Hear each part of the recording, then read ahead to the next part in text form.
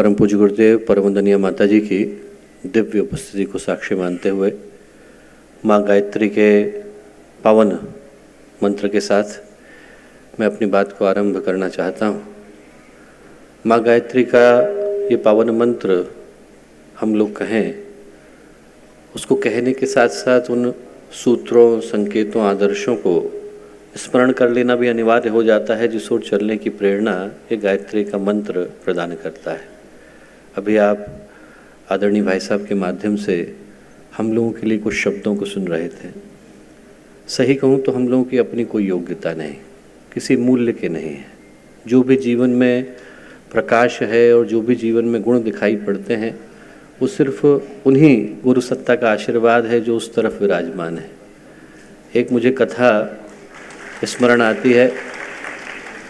अब्दुल रहीम खान खाना सम्राट अकबर के दरबार में एक बड़े ही प्रसिद्ध कवि भी हुए और कुशल रणनीतिकार भी थे। उनकी कविताओं से प्रसन्न होकर कभी कभी अकबर उनको हीरे जवाहरात ये सब प्रदान कर दिया करते थे। और अब्दुल रहीम खान खाना की आदत थी कि यदि उन्हें कोई चीज़ मिलती थी तो उसको ले जाकर वो तुरंत बांट दिया करते थे। और जब बांटते थे तो बांटते समय में अपनी आंखें बंद कर लिया करते थे। एक दिन कवि गंग उनसे मिलने के लिए पहुँचे और उन्होंने देखा कि रहीम जो है वो बांटते चले जा रहे हैं, पर जब बांट रहे हैं तो बांटते समय में उनकी आंखें बंद हैं, चेहरा नीचे को झुका हुआ है। तो ऐसे में क्या है कि एक व्यक्ति 8 बार पंक्ति में जाकर के लग गया। उसे लगा देख तो रहे नहीं है, एक बार हीरा ले गया, एक बार जवाहरात ले गया, 8 बार पंक्ति में लगा। तो इसको देख करके कवि गंग ने कहा कि अब इसी व्यक्ति के सामने बोलना तो उत्तम नहीं है। उनने कविता में अब्दुल रहीम खान खाना से कहा, उनने कहा कहाँ से सीखी नवाब जो ऐसी देनी देन। नवाब साहब ये देने का तरीका आपने कहाँ से सीखा? ज्यों जो हाथ ऊपर उठे त्यों त्यों नीचे नैन। हाथ ऊपर को जा रहे हैं, आंखें नीचे को हैं। तो अब्दुल रहीम खान खाना उनकी बात को समझ करके ये बोले कविता में, बोले देनहार कोई और है जो देता दिन रैन। देने वाला तो कोई और है जो रात दिन हम सबको देता है। लोग भरम मुँह पे करें ताते नीचे नैन। देने वाला वहाँ बैठा है। जो प्रकाश है वो सूरज से निकलता है और ऐसा लगता है कि चंद्रमा भी उस प्रकाश को दे रहा है, पर ऐसा होता नहीं। जो हम सब के पीछे जीवन को प्रकाश देने वाले, पुण्य देने वाले, तप देने वाले और जीवन की दिशा देने वाले हैं वो परम पूज्य गुरुदेव है। और ये हम लोगों का सौभाग्य है कि ऐसी महान शक्ति से जुड़ पाने का सौभाग्य हम लोगों को मिला। जो झाड़ झंकाड़ होते हैं वो यदि चंदन के पास जाकर के बैठ जाते हैं तो वो भी खुशबू देने लग जाते हैं। पानी यदि दूध में मिल जाता है तो वो भी दूध ही कहलाता है। और यदि पारस से जाकर के लोहा छू जाता है तो वो भी सोने में बदल जाता है। जो हमारे जीवन में कुछ भी अच्छा है वो उसी गुरु सत्ता के कारण है। तो उन्हीं गुरु सत्ता का स्मरण हम लोगों के लिए सर्वोपरि आवश्यकता बन जाता है। और मुझे लगता है कि एक बड़ा सौभाग्य हम लोगों को मिला कि ऐसी गुरु सत्ता के साथ जुड़ पाने का, ऐसी ईश्वरीय चेतना के साथ जुड़ पाने का सौभाग्य, सुअवसर, सुयोग हम लोगों को मिल पाया। एक संत कबीर के शिष्य हुए, नाम था उनका धनीदास। और जब पहली बार उन्होंने दीक्षा ली तो संत कबीर ने उनसे कहा कि अब धनी नाम हटा दो, अब अपने नाम के आगे धर्म लगा लो। तो संत कबीर के वो शिष्य हुए जिनने अपना नाम रखा धर्मदास। और उनकी लिखी हुई एक पंक्ति है, कविता है। उनने कहा कोई कोई लांदे कासा पीतल। कुछ लोग जो है वो कासा और पीतल लाते हैं, कोई कोई लौंग सुपारी, कुछ लोग लौंग और सुपारी को लाते हैं। हम तो लादा नाम हरि का पूरन खेप हमारी। हम लोगों ने अपने जीवन में गुरु का नाम धारण किया है, वही हमारे जीवन की पूर्णता है।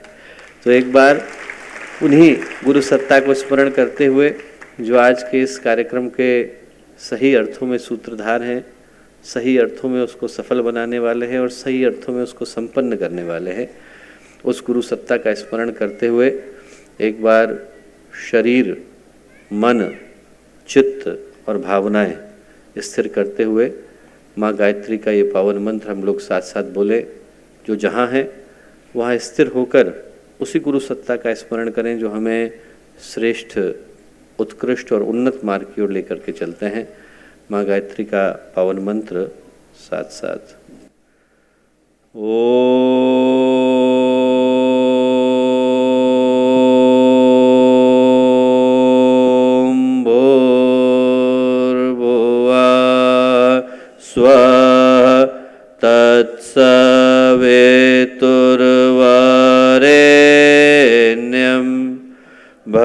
भर्गो देवस्य धीमहि धियो यो नः प्रचोदयात्।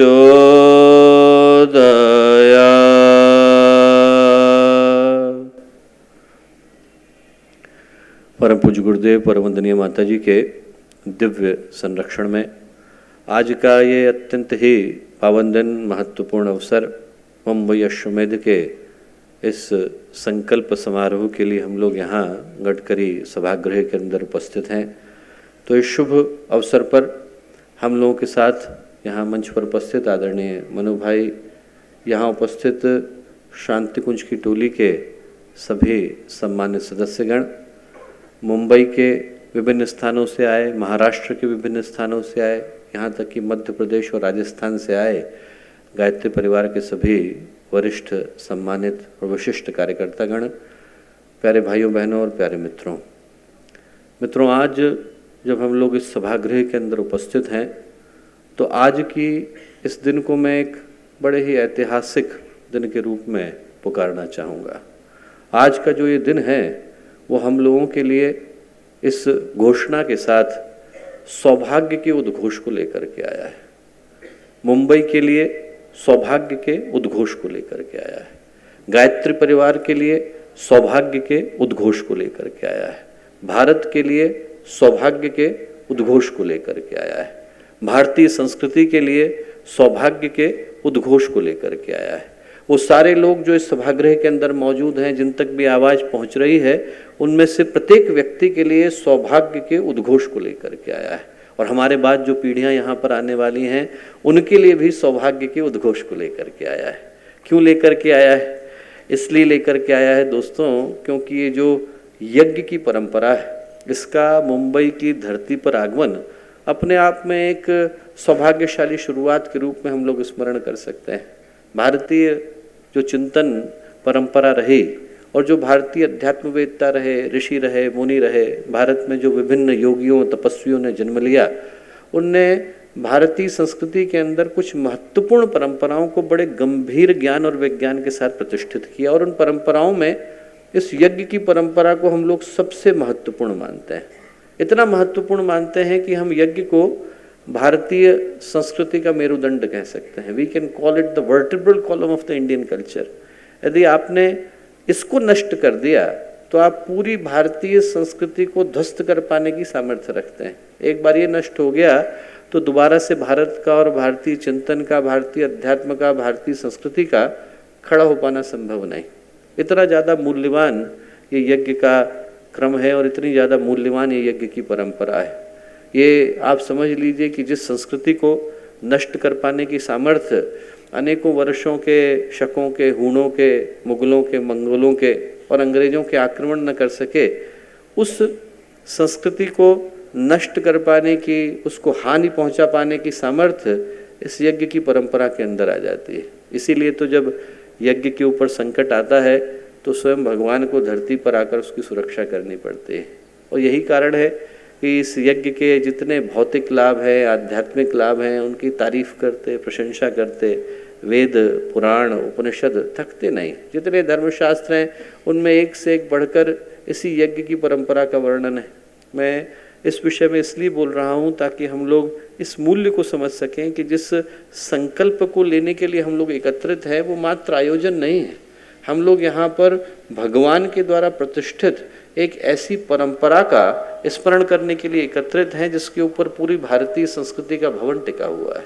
जो भारत है, भारतीयता है, भारतीय संस्कृति। आज हम लोग सोचे कि हम लोगों के लिए कितनी मूल्य की घड़ी आई है कि उस भारतीय संस्कृति के भवन को सुरक्षित रखने की जिम्मेवारी गायत्री परिवार को सौंपी गई है। और जब हम मुंबई के इस महानगरी के अंदर अश्वमेध यज्ञ के आगमन के इस संकल्प को लेने के लिए एकत्रित हुए हैं तो उद्देश्य मात्र आयोजन को करना नहीं है।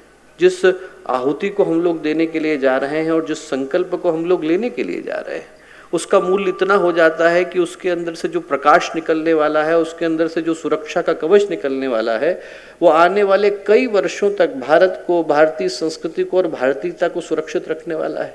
ये जो दोनों के मध्य का संबंध है, भारत और यज्ञ के मध्य का संबंध, वो इतना घनिष्ठ है, इतना ज़्यादा जरूरी, इतना ज़्यादा महत्वपूर्ण है कि आप सोच करके देखिए कि गुरुदेव ने जब पहला उद्घोष दिया तो क्या कहा, देव संस्कृति के निर्माता यज्ञ पिता गायत्री माता, कि हमारे माता पिता एक ही हैं, एक का नाम माँ गायत्री है और एक का नाम पिता यज्ञ है।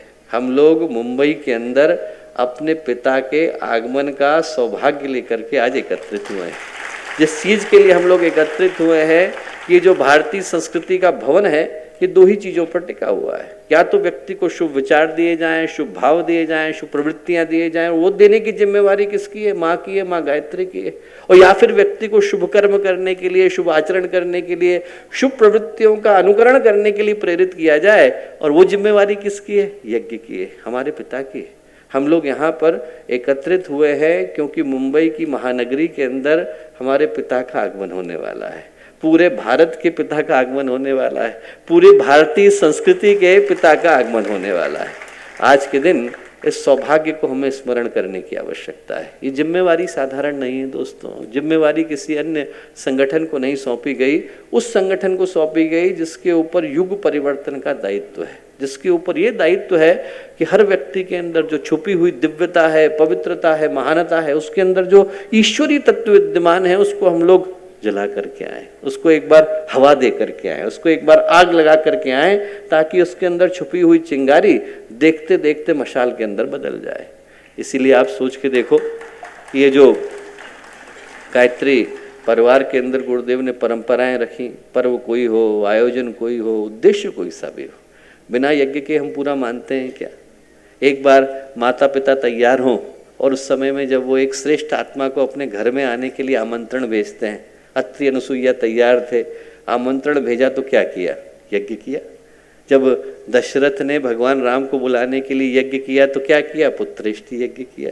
और वो आत्मा आकर के बैठ जाती है, जब वो अंदर आकर के बैठी तो उस समय में हम लोग पुंसवन का संस्कार करते हैं, गर्भोत्सव का करते हैं, उस समय में हम सीमंतोन्नयन का करते हैं, गर्भाधान का करते हैं। किसके साथ करते हैं, यज्ञ के साथ करते हैं। वो बच्चा पैदा हो जाता है, उसका संस्कार होता है तो किसके साथ होता है, यज्ञ के साथ होता है। पहला अक्षर लिखता है, पहला खाना खाता है, यज्ञोपवीत करता है, उपनयन करता है, पढ़ने के लिए जाता है, चूड़ा कर्म करता है, किसके साथ करता है, यज्ञ के साथ करता है। विवाह होता है, यज्ञ के साथ होता है। और जब ये शरीर एक दिन भगवान बुला लेता है अपने पास, आत्मा को खींच लेता है, उस समय में जब शरीर एक मृत शरीर में बदल गया है, उसको ले जा करके हम चिता के ऊपर रखते हैं, अग्नि का संस्कार होता है, तो किसके साथ होता है, यज्ञ के साथ होता है। जिस आत्मा की यात्रा शुरू यज्ञ के साथ हुई, उसी आत्मा का अंतिम संस्कार भी यज्ञ के साथ ही होता है। हम लोग रख करके बोलते हैं, आयुर्यज्ञेन कल्पताम, बाहुर्यज्ञेन कल्पताम, चक्षुर्यज्ञेन कल्पताम, श्रृणुतयज्ञेन कल्पताम, कि आपने आयु दी थी, लौटा रहे हैं, बाहुएं दी थी, लौटा रहे हैं, आंखें दी थी, लौटा रहे हैं, सुनने की क्षमता दी थी, लौटा रहे हैं। ये भगवान, हमने यज्ञ के साथ इस यात्रा को प्रारंभ किया और यज्ञ के साथ ही हम इस यात्रा का अंत कर रहे हैं। हमारा जो जुड़वा भाई है उसका नाम यज्ञ है। हम लोग धरती पर आए हैं और हमारे को भगवान ने एक जुड़वा भाई दे करके भेजा और उसका नाम कहा यज्ञ। इस भारतीय संस्कृति के अंदर सबसे महत्वपूर्ण, सबसे दिव्य, सबसे पावन परंपरा कोई रही है तो यज्ञ की परंपरा रही। आप उठा करके देखिए धर्मशास्त्रों को, जब शतपथ ब्राह्मण शुरू नहीं होता तो कहता है यज्ञो वही विष्णु, कि यज्ञ ही भगवान विष्णु है। वही का मतलब absolutely no confusion about it, with guarantee हम लोग कह रहे हैं कि यज्ञ ही भगवान विष्णु है। यज्ञ भी भगवान विष्णु नहीं, यज्ञ ही भगवान विष्णु है। कि इसी यज्ञ के ऊपर पूरी भारतीय संस्कृति को, पूरे विश्व को, ब्रह्मांड को, सृष्टि को, उस सारी व्यवस्था को जिसको हम प्रकृति का इस खेल मानते हैं, संचार मानते हैं, उसकी व्यवस्था की जिम्मेवारी किसको सौंपी गई है, यज्ञ को सौंपी गई है। थोड़ा और आगे बढ़ते हैं तो शास्त्र कहते हैं यज्ञ भुवनस्य नाभे, पूरे विश्व का जो प्लेसेंटा है वो कौन है, यज्ञ है। हमारी प्रकृति माँ ने हमें अपने गर्भ के अंदर सुरक्षित रखा और हमें पोषण किसके माध्यम से पहुंचाती है, उनका जो गर्भनाल है वो क्या है, यज्ञ। उसके माध्यम से पूरी सृष्टि पोषित होती है। आप देखिए तो जो भारतीय संस्कृति है और भारतीय धर्मशास्त्र हैं वो ऐसे विषयों से भरे पड़े हैं जिसके अंदर आप यज्ञ कल्याण हेतवः यज्ञ मंत्र वेदस्य विषय ऐसी चीज़ों को पढ़ते हैं। और उसको कहने का अर्थ एक ही है कि जितने भारतीय संस्कृति के अंदर आध्यात्मिक तपोनुष्ठान है, जितनी साधनात्मक परंपराएं, जितनी भी भारतीय चिंतन परंपरा से एक बढ़कर के महत्वपूर्ण प्रक्रियाएं निकली हैं, उन सारी प्रक्रियाओं में सबसे महत्वपूर्ण, सबसे दिव्य, सबसे ईश्वरीय और सबसे जरूरी यदि कोई प्रक्रिया है तो यज्ञ की परंपरा है। और ये भारत का सौभाग्य रहा कि यहाँ से यज्ञ की एक नहीं अनेकों परंपराओं ने जन्म लिया। देव शक्तियों का विकास करना हो तो हम कौन सा यज्ञ करते थे? नृ यज्ञ करते थे। जितने प्राणी हैं उनका पोषण करना हो तो कौन सा यज्ञ करते थे? भूत यज्ञ करते थे। व्यक्ति के अंदर का जो मन्यु है वो सो गया है, व्यक्ति कमजोर हो गया है, शिथिल हो गया है, निष्क्रिय हो गया है, उसको जगाना है, कौन सा करते थे? रुद्र यज्ञ करते थे। अनाचार बढ़ गया, अनीति बढ़ गई, असुरता छा गई है, उसको दूर करना है तो कौन सा यज्ञ करते थे? चंडी यज्ञ करते थे। राजनीतिक अनुशासन लाना है तो कौन सा यज्ञ करते थे? राजसूय यज्ञ करते थे। और राष्ट्र को संगठित बनाना है, शक्तिशाली बनाना है, गौरवशाली बनाना है तो कौन सा यज्ञ करते थे? अश्वमेध को करते थे। और आप सोच के देखिए कि राष्ट्र को संगठित रखने की जिम्मेवारी किस यज्ञ की है? अश्वमेध की है। और जब वो अश्वमेध महाराष्ट्र की भूमि पर होता है तो अश्वमेध नहीं कहलाता, वो महाअश्वमेध हो जाता है। मुंबई की नगरी पर हम लोग महाअश्वमेध को करने के लिए जा रहे हैं। और जब हम अश्वमेध का नाम लेते हैं तो कुछ को लगता है कि अश्व का मतलब तो घोड़ा, मेध का मतलब बलि, तो हम घोड़े को बलि तो देने नहीं जा रहे हैं, कोई चक्रवर्ती सम्राट तो नहीं बनने जा रहा है यहाँ पर, तो घोड़ा तो हमारे पास है नहीं और हमने छोड़ा भी नहीं है। तो न घोड़ा कहीं पर छोड़ा जा रहा है और न घोड़ा काटा जा रहा है और न यहाँ पर कोई चक्रवर्ती सम्राट बनने जा रहा है। जो चक्रवर्ती सम्राट बनना है वो गायत्री परिवार का उद्देश्य नहीं है। उद्देश्य ऐसे प्राणवान, ऐसे प्रकाशपुंज व्यक्तित्वों को तैयार कर देना है कि यदि वो एक जगह पर जाकर के खड़े हो जाए तो उनको देख करके इस धरती का जितना अंधेरा हो, जितनी असुरता हो, जितनी भी अवांछनीयता हो, उनको अपना पता बदल लेने की आवश्यकता महसूस होने लगे। उनको लगे कि यहाँ करके खड़े हो गए हैं, अब हमें यहाँ पर रहने की आवश्यकता नहीं। हरि सिंह नलवा का नाम आता है, महाराजा रणजीत सिंह के बड़े एकदम विश्वस्त सलाहकार थे। और आप सोच के देखो, लुधियाना में राजधानी थी, वहां से 2500 किलोमीटर दूर जमरूद के किले तक उनने अकेले 800 सैनिकों के साथ जाकर के 1 लाख अफगानों को हराया था। उनका ऐसा जलवा था, नलवा का जलवा। आप ऐसा समझ लीजिए कि जब उनने अपने शरीर को त्यागा तो उनकी लाश को ले जाकर जमरूद के किले के बुर्ज पर खड़ा कर दिया और उनकी लाश को देखकर 10,000 अफगान वहां से भाग गए थे। हम ऐसा सोचें कि जो अश्वमेध का उद्देश्य है वो ऐसे व्यक्तित्वों को तैयार करना है कि यदि उनको ले जाकर के खड़ा भी कर दिया जाए, उनका नाम भी बता दिया जाए, तो उनके नाम को सुनकर वहां पर अंधेरा आने से कांपने लगे। ऐसे व्यक्तित्वों को तैयार करना गायत्री परिवार का उद्देश्य है। हजारों बार मैं घटना सुनाता हूँ कि जब गुरुदेव के पास बिरला जी के सुपुत्र गए तो उन्होंने जाकर गुरुदेव से कहा कि गुरुदेव 11 करोड़ रुपए है, लीजिए आप सोने का मंदिर बनाइए, ऐसा सोने का मंदिर बनाइए जैसा आज तक किसी ने देखा नहीं हो, हीरे की मूर्ति हो, आभूषणों से सुसज्जित हो, जवाहरात उसके पास लगे हो। लोग दूर दूर से देखने के लिए आए कि ऐसा मंदिर यहाँ पर हमने बनाया है। गुरुदेव ने कहा, बेटा पैसे में छूता नहीं, तेरे लूंगा ने, ले करके जा। एक बात बता, भगवान सोने के मंदिर में बैठे और बाहर व्यक्ति को खाने को नहीं मिले तो कैसा लगेगा? बनाना है तो तू स्कूल बना, कॉलेज बना, हॉस्पिटल बना, भगवान के मंदिर है। और बोले मुझको बिठाना होगा तो भगवान को सोने के मंदिर में नहीं बिठाऊंगा, लोगों के दिल के अंदर जाकर के बिठाऊंगा। लोग उनसे मिले और उनको लगे कि आज हम लोग मंदिर होकर के आए। ऐसे मंदिर बनाने का दायित्व तो गायत्री परिवार का है। हम लोग चाहते हैं कि अश्वमेध सफल होगा और तब सफल होगा जब मुंबई की सड़कों के ऊपर, महाराष्ट्र की सड़कों के ऊपर, भारत की सड़कों के ऊपर एक नहीं सहस्रों मंदिर चलते नजर आए। लोग उनसे मिले तो उनको लगे आज हम भगवान के दर्शन करके आए। लोग उनसे मिले तो उनको लगे कि अरे उनके व्यक्तित्व के अंदर वही सुगंध थी जो मंदिर की अगरबत्ती के अंदर होती है। लोग उनसे मिले और उनको लगे अरे उनकी वाणी के अंदर वही मिठास थी जो मंदिर के प्रसाद के अंदर होती है। तब आप सोचना कि हम लोगों का अश्वमेध जो है वो अपने उद्देश्य को प्राप्त कर पा रहा है। इस अश्वमेध का प्रकाश लोगों के हृदय में जाकर के प्रतिष्ठित हो। इस अश्वमेध का संकल्प लोगों के जीवन को अंदर से जागृत करे, उनको वो करने के लिए प्रेरित करे जो करने के लिए गुरुदेव ने गायत्री परिवार की स्थापना करी। और सही पूछा जाए तो जो उद्देश्य गुरुदेव ने गायत्री परिवार का दिया वही तो अश्वमेध का उद्देश्य है। यदि हम लोग ध्यान से सोचें तो जो भारतीय चिंतन है वो कहता है वीर्यम व अश्वय, अश्व का अर्थ है शौर्य, साहस, पराक्रम। व्यक्ति के अंदर साहस आए, बहादुरी आए, जिम्मेवारी आए। और मेध का अर्थ क्या है? मेधा, परिष्कृत बुद्धि, सुधरी हुई सोच। यदि ये दोनों एक जगह आकर के मिल जाते हैं, विवेक और वेदना मिल जाते हैं, साहस और संवेदना मिल जाते हैं, समझदारी और बहादुरी आकर के मिल जाते हैं, तो राष्ट्रम व अश्वमेध, तो फिर अश्वमेध का जन्म होता है, तब यज्ञों का राजा आता है। यदि दोनों आकर के एक व्यक्ति के व्यक्तित्व के अंदर आ गए तो इससे बढ़िया उपहार हम समाज को और दूसरा दे नहीं सकते। आज की तारीख में हम लोग यहाँ एकत्रित हैं कि हम लोग उस अश्वमेध के संकल्प को लेकर के जाएं। और जब हम अश्वमेध के संकल्प को लेकर के जाएं तो एक बात को सोचें कि इस धरती पर ये परंपरा बड़ी लंबी रही। भगवान राम ने रावण का वध किया, करने के बाद पहली बार 10-12 अश्वमेधों को किया। भगवान ब्रह्मा ने सृष्टि की रचना करी तो वाराणसी के घाट पर बैठकर अश्वमेधों को किया।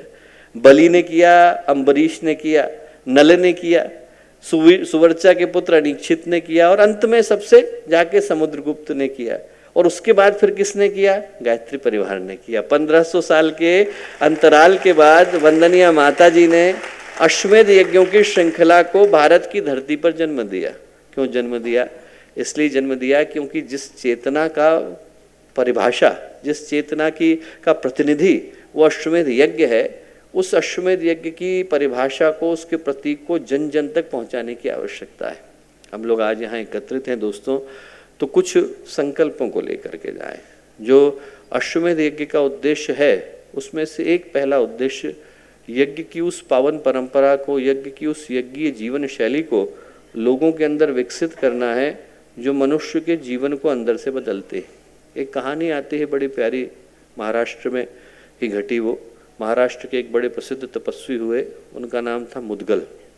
इतने ज़्यादा प्रसिद्ध तपस्वी थे कि स्वयं भगवान कृष्ण ने उनके नाम का उल्लेख कुछ नहीं तो 20 बार महाभारत के अंदर किया। और घटना क्या घटी? घटना ये घटी कि जब महाभारत का युद्ध समाप्त हुआ तो युद्ध की समाप्ति के बाद भगवान ने युधिष्ठिर को बुलाया, और युधिष्ठिर को बुला करके युधिष्ठिर से बोले कि युधिष्ठिर, आज के दिन आप पूरे इस भारत के जम्बू द्वीप के आर्यावर्त के शासक बनने जा रहे हैं। आपकी जिम्मेवारियां बड़ी हैं, पर सबसे बड़ी जिम्मेवारी ये है कि आपने बुरे लोगों को मार दिया है, पर बुरी सोच, बुरी भावनाएं, बुरी मानसिकता, बुरा वातावरण अभी समाप्त नहीं हुआ है। उसको स्वच्छ करना आपकी जिम्मेवारी है। उन्होंने कहा भगवान मैं करने को तैयार हूँ, कैसे करूँ? उन्होंने कहा आप याद करो, जब जब धरती पर वातावरण विकृत हुआ है तो हमारे यहाँ ऋषि मुनियों ने क्या किया है? बोले भगवान राम ने यहाँ पर अश्वमेधों को किया, पृथु ने पृथ्वी की स्थापना करी तो यज्ञ को किया, भरत ने भारत की स्थापना करी तो यज्ञ को किया। बोले आप यज्ञ को करो, यज्ञ को करने से वातावरण स्वच्छ होता है, मनुष्य का मन जो है शुद्ध होता है, पवित्र होता है। करना कोई बुरा चाहता नहीं, पर करने लग जाता है क्योंकि वातावरण का प्रवाह उसे खींच के उधर ले जाता है जहाँ वो नहीं जाना चाहता है। भगवान बोले कि यदि नाली के अंदर कीचड़ आ जाती है तो अपने आप उस जगह पर बदबू भी फैलती है, मक्खी मच्छर भी आते हैं, बीमारियां भी फैलती हैं। नाली की कीचड़ दूर करना जरूरी है। नाली की कीचड़ कहाँ है? मन के अंदर। भगवान बोले मन कैसे शुद्ध होगा? यज्ञ के द्वारा। यज्ञ करो। युधिष्ठिर ने अश्वमेध यज्ञ को किया, बहुत भव्य आयोजन हुआ, दूर दूर से लोग आए, भारत का हर राजा वहाँ पर आकर के सम्मिलित हुआ। स्वयं भगवान कृष्ण ने यज्ञ की समाप्ति के बाद लोगों के पैर धुए, उनको भोजन कराए। फिर एक घटना घटी। घटना क्या घटी कि जब सब लोग उठा करके वहाँ से यज्ञ की वेदी से ईंटों को ले जा रहे थे तो इतनी देर में उन्होंने क्या देखा? एक नेवला कहीं से आया, आधा सोने का और आधा सामान्य, आकर यज्ञ की वेदी के अंदर लेटने लगा। यहाँ लेटा, वहाँ लेटा, 8-10 जगह पर लेटा, और उसके बाद थोड़ा निराश होकर के जाने लगा। तो भगवान ने उस नेवले को बुलाया, बुला करके उस नेवले से कहा कि भाई नेवले बड़े परेशान लग रहे हो, क्या बात है? बोले भगवान बड़ी आशा के साथ यहाँ पर आया था और बड़ी निराशा के साथ जा रहा हूँ। क्यों? बोले भगवान आप देख सकते हैं मैं आधा सोने का हूँ, आधा सामान्य हूँ। बोले हाँ मैं आपको बताता हूँ मैं आधा सोने का कैसे बना। भगवान बोले बताओ। बोले भगवान मैं महर्षि मुदगल के आश्रम में निवास करता हूँ। बोले महर्षि मुदगल इस समय के सबसे उत्कट तपस्वी हैं। हम लोग जब शास्त्र पढ़ते हैं तो शास्त्रों में व्रतों की श्रेणियाँ बताई गई हैं, शारीरिक, वाचिक, मानसिक। शरीर का व्रत जैसे मैं नंगे पैर चला, वाचिक जैसे मैं मौन रहा, मानसिक जैसे मैंने मन से कोई संकल्प लिया। ऐसे छोटे छोटे संकल्प कोई ले सकता है। इससे ऊपर उठते हैं तो नित्य नैमित्तिक काम में आ जाते हैं, उससे ऊपर उठते हैं तो चांद्रायण, प्रजापत्य, और सबसे ऊपर आता है शिलोंच वृत्ति। शिलोंच वृत्ति व्रत का पालन मुद्गल किया करते थे। और शिलोंच वृत्ति में क्या होता है, जो गेहूं के दाने, अनाज के दाने अपने आप धरती पर गिर गए हैं, न किसी ने तोड़ा, न किसी से छीना गया, न किसी से मांगा गया, जो अपने आप धरती पर गिर गए हैं, ऐसे अन्न के दानों को वो इकट्ठा कर लिया करते थे और उसके 3 हिस्से बनाते थे, एक अपने भोजन के लिए, एक दान देने के लिए और एक अतिथि के सत्कार के लिए। तो वो नेवला भगवान को कहानी सुना रहा था। उसने कहा, भगवान ऐसे अन्न को वो महर्षि मुद्गल पूर्णिमा को और अमावस्या को 2 ही दिन लिया करते थे। एक तो कल जैसे महालय आरंभ हुआ और एक जब अमावस्या आएगी, सर्वपितृ मोक्ष अमावस्या, तो ऐसे 14 दिन में एक बार भोजन करने के लिए बैठे हुए थे। इतनी देर में क्या हुआ, एक व्यक्ति कहीं से आया। उस व्यक्ति के पूरे शरीर पर घाव ही घाव, खून ही खून, मवाद बह रहा था, मुंह से बदबू आ रही थी, शरीर से बहुत ज़्यादा बदबू आ रही थी घाव की, और नहाया नहीं था, बहुत परेशान था। वो जैसे गुजरा तो जितने लोग वहाँ भोजन कर रहे थे, जो अन्य जगह के लोग थे, उनने सब ने उसको दुत्कारा, हमारे पास मत आ, दूर हट, इधर मत आ, दूर जा। और उस नेवले ने कहा कि जैसे ही वो व्यक्ति महर्षि मुद्गल की झोपड़ी के सामने आया, उनने अपने अन्न की थाली, जिसको वो 14वें दिन लेकर के बैठे थे, उस व्यक्ति को दी। खाना खिलाया, पानी पिलाया, कुल्ला कराया और घाव धोने के लिए उठे। वो नेवला बोला कि जब वो घाव धोने के लिए उठे तो उस व्यक्ति की आंखों से आंसू गिरे कि चलो मानवता कहीं पर तो सुरक्षित है। और बोले वो आंसू मेरी पीठ पर आकर के गिरे, जहां जहां गिरे वहां वहां से मैं सोने का हो गया हूं, बाकी जगह से सामान्य रह गया हूं। बोले वो दिन था और आज का दिन है, मैं भटकता घूम रहा हूं। जब जब सुनता हूं कि कहीं पर कोई धर्म का अनुष्ठान हो रहा है, कोई धार्मिक समारोह हो रहा है, वहां मैं चले जाता हूं, इस आशा के साथ कि यदि उस भूमि का स्पर्श मिलेगा तो पूरा सोने का हो जाऊंगा। अब तक निराश हुआ तो समझ में आया, पर आज की निराशा को नहीं समझ पा रहा हूँ। स्वयं भगवान यज्ञ को कर रहे हैं, स्वयं युधिष्ठिर धर्मराज यज्ञ के अधिकारी हैं, आज की निराशा को कहाँ लेकर के जाऊंगा। तो भगवान बोले, बहुत प्यारा उत्तर, बोले ऐसा है नेवले, तुम्हारी निराशा मैं समझ सकता हूँ, पर तुम्हारी निराशा का कारण है। क्या कारण है? बोले हम लोग मात्र यज्ञ को कर रहे हैं, पर मुद्गल यज्ञ को जी रहे हैं, जिसके अंदर मानवता आ गई, करुणा आ गई, दया आ गई, इंसानियत आ गई, वो यज्ञ को जीने वाला बन जाता है। तो हम लोग क्या करें, हम मुंबई को मुद्गल की नगरी बनाएं। हम लोग यहाँ से संदेश लेकर के जाएं कि हर व्यक्ति और कुछ करे न करे, पर संवेदना की आहुति जरूर दे। इस दुनिया में कष्ट से पीड़ित लोग पर्याप्त हैं, उनसे पूछें तो उनको दुख क्या है, तकलीफ क्या है। हम अपने घर से शुरू करें, बाकी लोगों से पूछें किसी को दुख क्या, तकलीफ क्या। यदि दुख है, तकलीफ है और उसके आंसू को पोंछने वाला रुमाल हम बन जाते हैं, तो हमारी यज्ञ में आकर के आहुति लग जाती है। यदि कोई व्यक्ति भटक गया है और उसके कंधे को सहारा देने वाला कंधा हम बन जाते हैं, तो हमारी यज्ञ में आहुति लग जाती है। गुरुदेव ने पहला यज्ञ किया और बात वर्षों पुरानी है, 37 के दशक की है। बुलंदशहर की एक महिला थी, विधवा थे, उनने गुरुदेव को चिट्ठी लिखी। अभी थोड़े दिन पहले मिलने के लिए उनके परिवार के लोग आए थे, तो उनने गुरुदेव से कहा कि गुरुदेव हमारे यहाँ कोई यज्ञ कराता नहीं है, आप आएंगे क्या। गुरुदेव गए, साइकिल पर मथुरा से बुलंदशहर गए। उनका घर था, घर के पीछे एक बरगद का पेड़ था। गुरुदेव ने कहा अंदर तो नहीं करा सकता बेटा, बाहर कराऊंगा। बाहर उन्होंने यज्ञ की कुंड लगाए, वेदी बनाई, यज्ञ करना शुरू करा। पहले दिन 5 लोग आए, डर के मारे, विधवा के यहाँ यज्ञ हो रहा है, हम जाकर बैठ जाएंगे, समाज से निकाल देंगे। जब लोगों ने सुना तो अगले दिन 25 लोग आए। उसके अगले दिन कहते हैं कि वहाँ पर हजारों की भीड़ हुई, हजारों की भीड़ हुई और हर कोई बैठना चाहता था। तो गुरुदेव ने उनसे क्या कहा, गुरुदेव ने कहा कि बेटा आप में से हर व्यक्ति इस यज्ञ की वेदी पर आकर के नहीं बैठ सकता है, पर सड़क पर कोई माँ चल रही है, उसको मोतियाबिंद हो गया है, उसके मोतियाबिंद का आप ऑपरेशन करा देते हो, तो आप समझना आपके यज्ञ की आहुति आकर के यहाँ लग गई है। मैं कहूँगा दोस्तों कि हम मुंबई को मुद्गल की नगरी बनाएं, लोगों को उनकी संवेदना जगाने का मंत्र याद दिलाएं कि यज्ञ सफल हो पाता है जब न केवल आपकी आहुति पड़ती है, बल्कि आपकी भावनाएं भी आकर के जुड़ती हैं। आहुति तो पड़ ही जाएगी, पर जब भावनाएं आकर के जुड़ती हैं तो यज्ञ सफल हो पाता है। एक सूत्र लेकर के जाए कि हम मुंबई को मुद्गल की नगरी बनाएं। एक सूत्र लेकर के जाए कि हम मुंबई में नए तरीके का दान लें। वैसे तो समय दान की, अंशदान की परंपरा है ही, और एक जो अद्भुत संकल्प श्रद्धेय डॉक्टर साहब ने अभी संदेश के माध्यम से हर व्यक्ति को कहा कि हम इसको 1 करोड़ लोगों तक लेकर के जाएं, और 1 करोड़ लोगों तक लेकर के जाएं, हर व्यक्ति को प्रेरित करें कि आपको ज़्यादा अंशदान नहीं देना है, मात्र 51 रुपये का अंशदान देना है। यदि आप 51 रुपये का देते हैं तो इतने सारे लोगों का आकर जितनी यज्ञ की व्यवस्था है उसको बना पाने की सामग्री, संसाधन अपने आप जुट जाते हैं। तो एक तरीका तो निश्चित रूप से समय दान का, अंशदान का है ही, जिसको हमें लेकर के जाना है। पर साथ ही साथ दोस्तों मैं कहूँगा कि इस बार हम लोग एक नए तरीके का दान और लें। क्या लें? हम मंत्रों का दान लें। हम लोगों से कहें कि ये जो यज्ञ होने वाला है वो साधकों का यज्ञ होने वाला है। अभी से लेकर 2024 तक का समय है, और हर व्यक्ति को कहें कि आपको कुछ नहीं करना, आपको कम से कम 9 दिन का अनुष्ठान करना है, और आप अपने घर का यज्ञ करना, पर जो आपका पूर्णाहुति का यज्ञ है और जो पूर्णाहुति की आहुति है वो मुंबई के अश्वमेध में पड़ने वाली है। आपका जो मंत्र है वो आपको वहीं पर आकर के देना है, इस जगह के कल्याण के लिए, राष्ट्र के कल्याण के लिए, समाज के कल्याण के लिए, गुरुदेव की योजना को पूरा करने के लिए।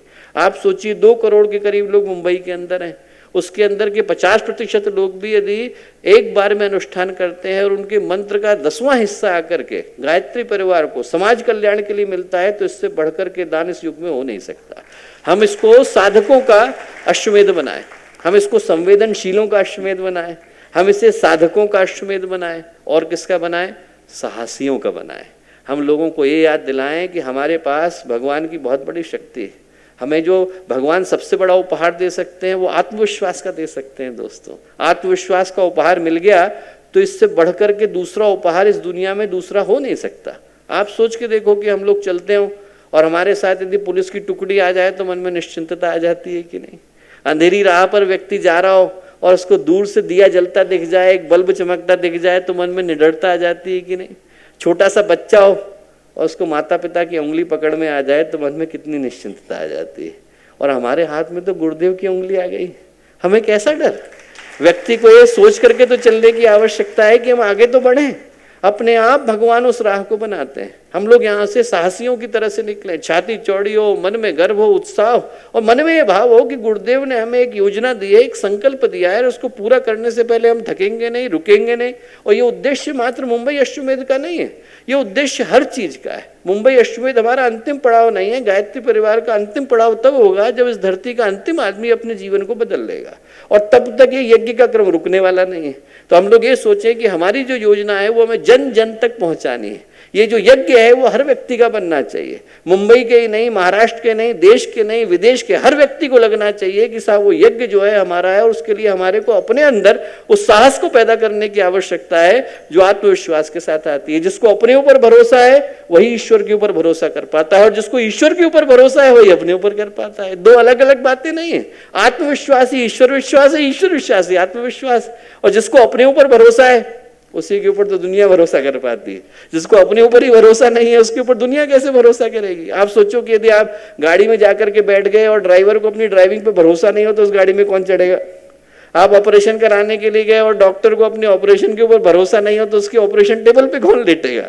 हम लोग यदि करने के लिए गए और यदि हमें दुनिया को बदलना है तो हमें हमारे गुरु के ऊपर, हमारी गायत्री माता के ऊपर, हमारे संकल्प के ऊपर भरोसा तो होना चाहिए।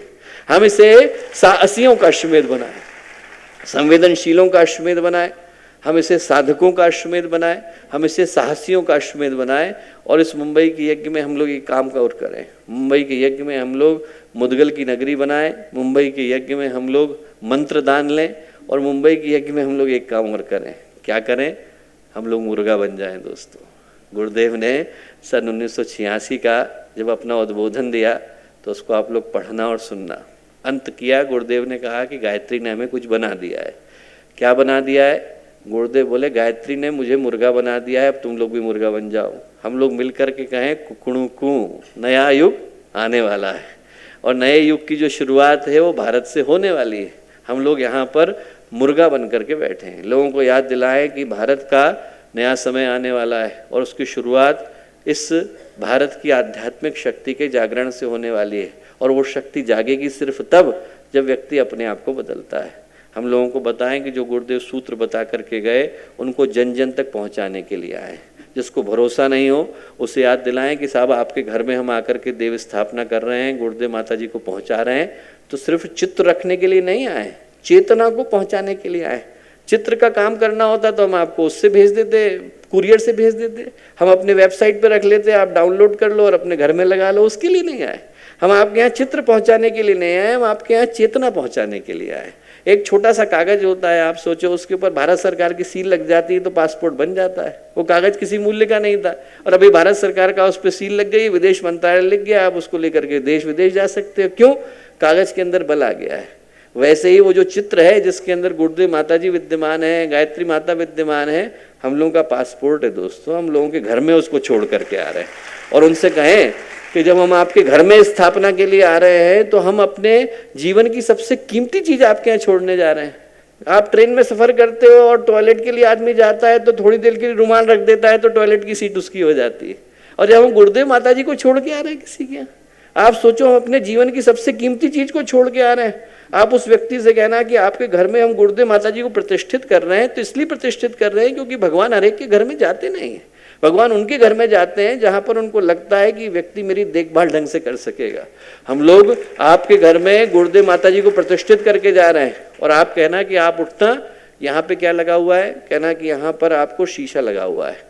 आप सुबह उठ करके गुरुदेव माता जी का चित्र देखना और ये समझना कि हम शीशे को देख रहे हैं, और उनसे ये पूछना कि गुरुदेव माता जी आप हमारे घर में आए, हमारा जीवन बदल पा रहा है कि नहीं।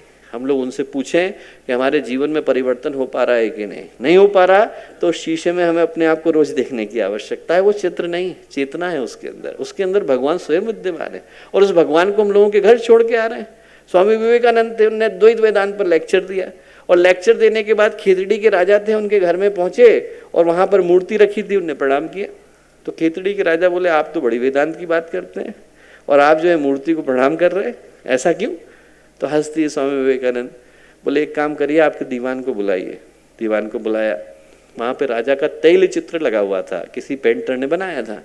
उनने दीवान से कहा कि इनको मैं जो भी कहूंगा मेरे आदेश को मानेंगे? राजा बोले बिल्कुल मानेंगे।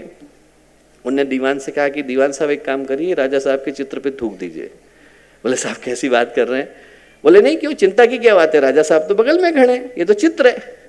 राजा साहब की समझ में आया, बोले चित्र नहीं है, जिसके अंदर चेतना स्वयं आकर के विद्यमान हो गई है, वो हमारे श्रद्धा आदर सम्मान का कारण बन जाती है। 1 करोड़ घरों तक हमें गुरुदेव माता जी को पहुंचाना है। 1 करोड़ लोगों के घर तक गुरुदेव माता जी देव स्थापना होनी चाहिए।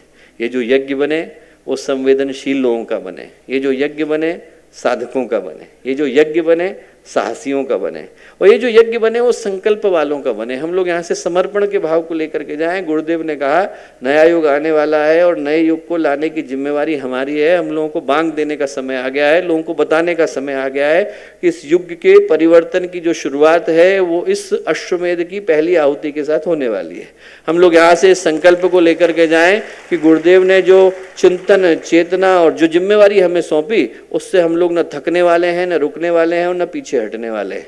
आज का दिन संकल्प के भाव को लेकर के आया। हम लोग यहाँ से उठें तो हृदय में गौरव का भाव हो, मन में संकल्प का भाव हो, और ये भाव हो कि हम लोगों को यहाँ से जाना है और इस यज्ञ को सफल बनाने के लिए, इस यज्ञ की योजना को सफल बनाने के लिए, इस यज्ञ के उद्देश्यों को सफल बनाने के लिए, उस यज्ञ के पीछे छिपे हुए गुरुदेव के उस भाव को सफल बनाने के लिए जो गायत्री परिवार का, भारतीय संस्कृति का, भारतीयता का और भारत का आधार है, उससे हम लोग पीछे हटने वाले नहीं है। यहाँ से संकल्प लेके जाएं, यहाँ से चेतना लेके जाएं, यहाँ से संवेदना लेके जाएं, यहाँ से नए भावों को लेके जाएं। यज्ञ किसी का नहीं होता, यज्ञ पूरे भारत का होता है, यज्ञ भारतीय संस्कृति का होता है, यज्ञ गुरुदेव का है, यज्ञ माता जी का है, यज्ञ इस भाव का है जिसके पीछे यज्ञ का नाम सन्निहित है। यहाँ से हम लोग इसी भाव को लेकर के जाएं, और मुझे पूरा विश्वास है कि जो देव शक्तियाँ आज इस सभागृह के अंदर मौजूद हैं, उनमें से प्रत्येक के अंदर इतनी ताकत है कि यदि वो एक स्थान पर जाकर के खड़े होंगे तो मात्र अपने प्रकाश से अनेकों के जीवन को पवित्र कर पाने की सामर्थ्य वो अपने अंदर विद्यमान रखते हैं।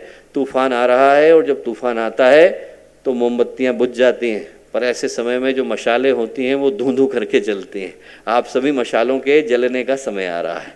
मैं आप में से प्रत्येक के अंदर उपस्थित देव शक्ति को, पूज्य गुरुदेव की चेतना को, वंदनीय माता जी की उपस्थिति को हृदय से प्रणाम करता हूं, और उन्हीं गुरु सत्ता से प्रार्थना करता हूं कि जिस उद्देश्य को लेकर उन्होंने आज के संकल्प समारोह का आयोजन कराया वो उद्देश्य सफल हो, यज्ञ सफल हो, यज्ञ का संकल्प सफल हो, आप सबकी भावना सफल हो और आप सबकी भावना के साथ छुपा हुआ गुरुदेव माता जी का आशीर्वाद सफल हो, ऐसी उन्हीं गुरु सत्ता से प्रार्थना है। सभी को भावभरा नमन, हृदय से शुभकामनाएं, हृदय से मंगल कामनाएं। अब आप शांति कुंज वीडियो यूट्यूब चैनल देखें कभी भी कहीं भी। डाउनलोड करें शांति कुंज वीडियो मोबाइल ऐप, उपलब्ध है गूगल प्ले स्टोर एवं एप्पल स्टोर पर भी। हमारे YouTube चैनल शांति कुंज वीडियो गायत्री परिवार को सब्सक्राइब करें एवं बेल आइकन जरूर दबाएं ताकि गायत्री परिवार की विभिन्न गतिविधियों की जानकारी आपको मिलती रहे।